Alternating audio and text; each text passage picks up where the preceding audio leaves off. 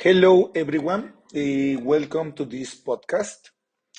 In this session, I will try to explain the differences between the formal and the natural context for the language learning process and how this type of aspect can influence, or can be influenced, better said, by some other features that an English teacher should consider when he's trying to set, to create this atmosphere in which the teaching and learning process will be carried out. Some of the aspects or elements that a teacher should consider are obviously the input, the physical constraints, the output, and the interactions or interaction that the student are going to have while they are going to be in these two kind of a context in which the language learning process will be carried out. First of all, I would like to make a difference between how can it be defined input in a formal and natural context, okay? Well, uh, an input in a natural context should be the language that the student is exposed to by chance, okay? I mean, when the student is watching a movie, when a student is listening to a music because he likes music in English, the input he's exposed to is not intended to make him or her to learn the language. It's just because he or she has the chance to be in touch with the language. On the contrary, in a formal context, the input plays an important role because it is going to be chosen by the teacher considering some important characteristics as they were mentioned by Krashen and Spolk.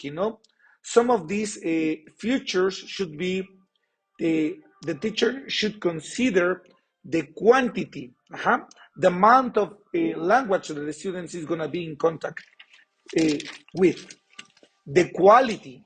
Uh, I think that this is very important because the quality of the language, it's going to play an important role, making the student possible to understand. Obviously, of course, the frequency, how often the students is going to be in touch with the language. Okay, so we can make here an important difference. Okay, the input in a formal context is planned, well structured, and consider the student's characteristics and of course the language level. In the natural, the students can be exposed to easy or more difficult grammar structures or language utterances, and it is not measured, it is not planned, it just happened by chance. Okay, well, another important differences between these two atmospheres or these two contexts uh, can be also the physical constraints. For example, the formal context is developed or is created into a place in which the main purpose is, or that was built to make students to learn the language. Like uh, the physical space was designed to make the students to spend time in that place and carry out this learning process. While the natural context is not designed or created with that purpose to make students to learn. This natural context can be considered, for example, as I was telling you before, to listen a song in their bedroom, to listen a conversation in the supermarket. So it doesn't have like a set of characteristics in which it can happen. Okay, well, another important aspects that we should consider in order to make a difference between these two contexts is the output. As we already know, uh, output plays plays an important role because the output is the response to what the students have been exposed to. In this case, the input. Uh-huh. And how can it be promoted in these two contexts? First, in the formal in the formal context, the teacher is in charge of designing, in designing and considering his or her students' characteristics in order to promote the output. And as we already know, output plays an important role in the second language learning process. Why? Because as Swan states, output is the only chance in which the students can learn how the language works. Okay, if it is true that as Krashen mentioned that some of us learn the language by being exposed to and having this famous silent period.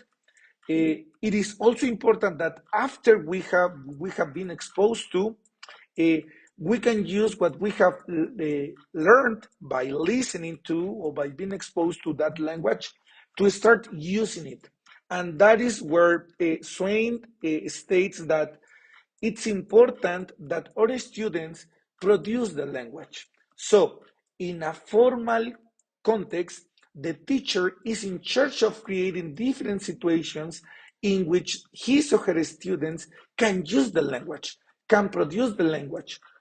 While in the natural context, the student, or in this case, not the student, the learner, produce the language uh, in different opportunities, and it can be, for example, not so frequent.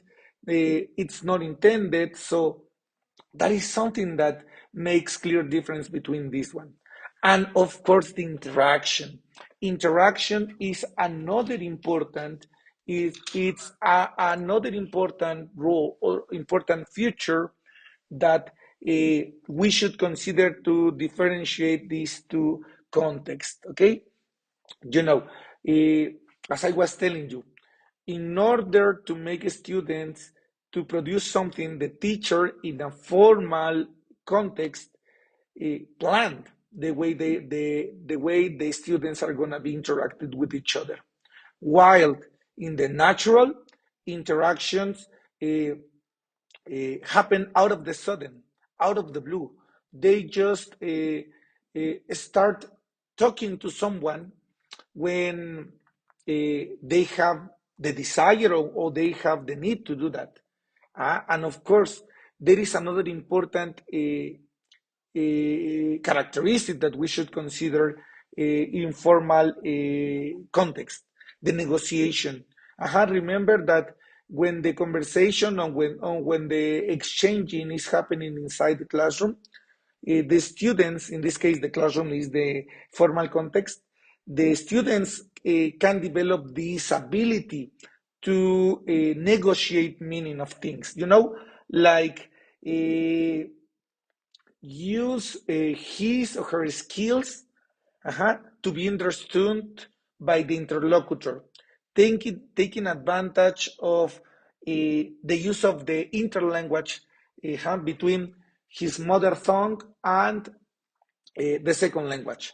And on the opposite, in the natural context, it's kind of difficult to have like this or to develop this kind of skill. Why? Because as the students are not accustomed to interact with people, it's gonna be very hard for them to try to negotiate like meanings, So if they don't have like this practice before, it's going to be kind of difficult to carry out this conversation. Okay, so after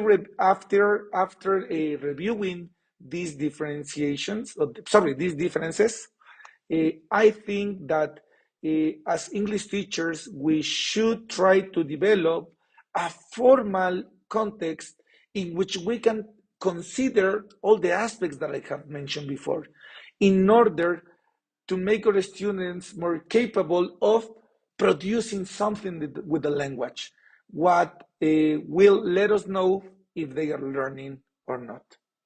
Thank you very much for listening to me. That's all for now.